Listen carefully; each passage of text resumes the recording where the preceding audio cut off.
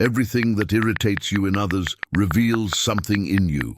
At first glance, it's easy to assume the problem is out there, in the behavior, the words, the tone of the other person. Maybe they're arrogant. Maybe they interrupt too much.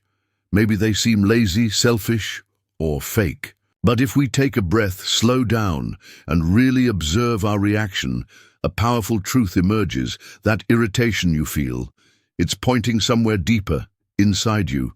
Most of us live on autopilot. We respond to people based on instinct, without much thought.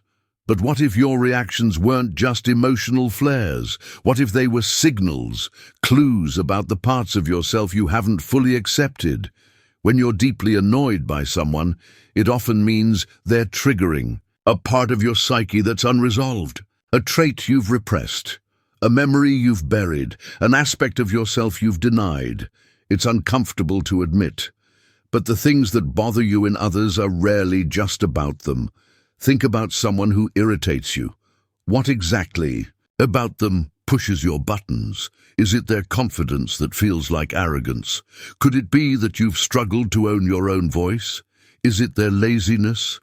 Have you been so driven by productivity that you've lost touch with rest and ease? Is it their selfishness? Have you spent your life overgiving and now resent it silently? When we judge others, it's often because we've rejected that very trait in ourselves. This is what Carl Jung called the shadow, the unconscious part of our personality that we don't want to acknowledge. It's the part of us we hide, the part we think is unacceptable. But here's the paradox. The more you reject your shadow, the more power it has over you. It leaks out through judgment. It shows up in projections. It appears in your triggers. Every time you say, "I can't stand," when people do that, ask yourself, what is that really about? Because in many cases, what you can't stand in others is something you haven't come to terms with in yourself. The real question is, why do we resist these parts of ourselves? Why do we reject the traits we see in others, even when they mirror? As for many of us, the answer lies in early childhood experiences. Think back to your upbringing. What messages did you receive about your worth, your behavior, your potential? Were you told that certain emotions or traits were unacceptable? Maybe your parents, teachers, or society at large praised perfection, achievement, and control while criticizing vulnerability, rest, or imperfection. So over time, you suppressed parts of yourself, parts that didn't fit the mold. And now, when you see those traits in others, it feels uncomfortable. It's as though their behavior is an accusation, a reminder of what you aren't allowed to be. The truth is, you can't fully know yourself without embracing the things you've hidden away. That arrogance, that jealousy, that laziness, it's all a part of you. When we judge others for these qualities, we're just reinforcing the belief that they're wrong. We're refusing to accept that we too have the potential for both light and shadow, and in doing so, we deny the fullness of our humanity.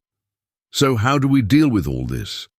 How do we begin to integrate the parts of ourselves we've rejected for so long? The first step is awareness. Next time you feel irritated by someone, pause and ask yourself, why is this bothering me so much? Instead of judging them, turn your gaze inward. What does this person's behavior remind you of in your own life? Maybe you're seeing a part of yourself you've neglected. Maybe it's a behavior you used to exhibit but suppressed out of fear. Or perhaps it's something you've been too afraid to admit about yourself. Awareness is the key. Once you bring these hidden aspects into the light, you no longer have to project them onto others. The next step is acceptance. Jung believed that true healing comes not from rejecting our shadow, but from embracing it. This doesn't mean acting out the negative traits we've repressed, but it means acknowledging them and understanding their role in our psyche. By accepting the fullness of who we are, both light and dark, we become whole. And only in this state of wholeness can we approach others with true compassion and understanding. Now, let's talk about the transformation, because it's one thing to acknowledge your shadow, and quite another to let it transform you. Irritation can be a tool for growth. It can be the very spark that ignites change in your life. Instead of avoiding the discomfort, lean into it. Let it guide you toward deeper self-awareness. Ask yourself, what can I learn from this irritation? What is this person or their behavior teaching me about myself? Sometimes you'll find that what bothers you is a call for growth. Maybe you've been too passive and need to stand up for yourself. Maybe you've been too rigid and need to allow more space for vulnerability. As you practice this process, you'll notice something amazing. The more you integrate your shadow, the less power your irritations will have over you. You'll begin to see others with more empathy, and their behaviors will no longer trigger you in the same way. You'll be able to observe their actions without judgment, because you'll understand that they too have their own shadows to face. And perhaps most importantly, you'll realize that you are no longer defined by the things that once irritated you in others. You'll be free from the projections that kept you stuck. In the end, this journey of self-awareness isn't about fixing others or making them behave a certain way. It's about taking full responsibility for your inner world, your projections and your reactions.